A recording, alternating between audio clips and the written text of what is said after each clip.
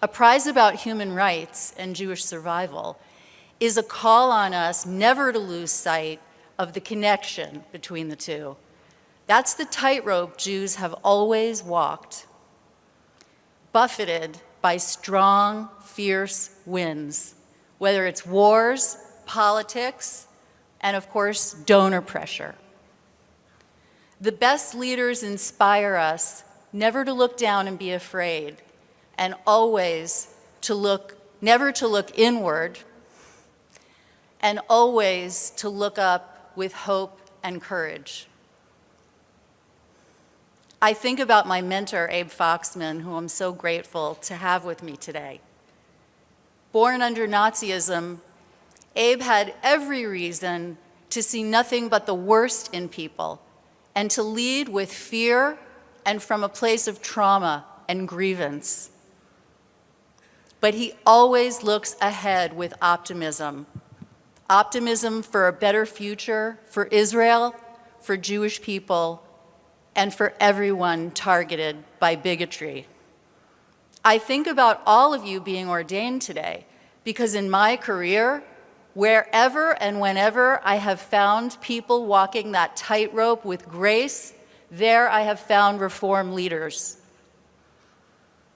I'm so grateful to HUC and to the Joseph family for their work pulling back the curtain on people who do labor in the shadows, maybe anonymously, maybe under someone else's banner. More than ever, we need to empower practitioners and advocates. We need to remind ourselves that values aren't the product of moral philosophy or the privilege of rank. They're just choices and actions, maybe by no one you've ever heard of. And behind this curtain, and not yet in the C-suite, is where you will find many more of our community's women leaders. Don't get me wrong, being a Jewish advocate in this country, in this generation, is like being on top of the world. Although the closest I've ever come to the Oval Office is the powder room down the hall. It was about 12 years ago, anti-Semitism was surging in Europe, and it was very important to bring Jewish leaders to bond with an American president and to ask for help. I had such an emotional rush, yes, in the powder room. I thought, what a gewaldic place to be. The granddaughter of a rabbi with a heavy Jerusalem accent who marched to this building in 1943 with hundreds of other Orthodox rabbis, hoping to bring FDR a message. They never got past the door, and there I was. How could you not feel like Queen Esther? And you know the quote, Mi yodea im le'et kazot higat lemalchut. Who knows? Maybe you've reached the royal court just for a moment such as this. It touches a very raw and painful nerve to think now about Esther, a Jewish woman intervening to stop dangerous and bigoted royal decrees. I'm not going to talk about anyone outside of this room today.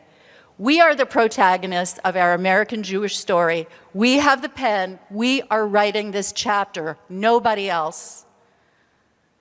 It isn't an easy time to step into the role of spiritual leader.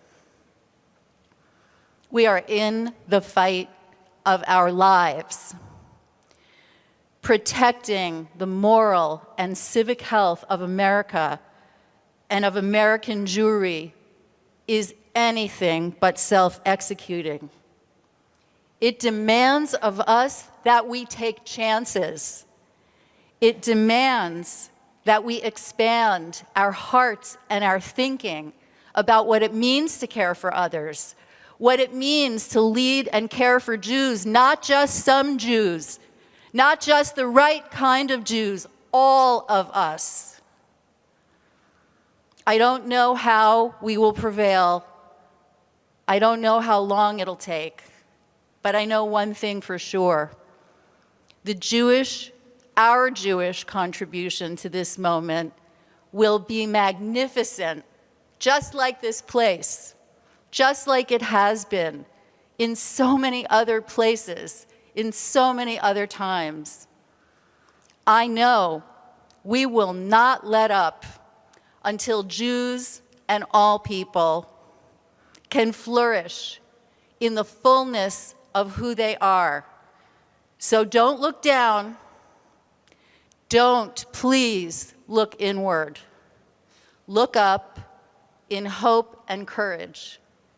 Mazal tov to all of the ordinees today, and thank you very, very much for this incredible honor.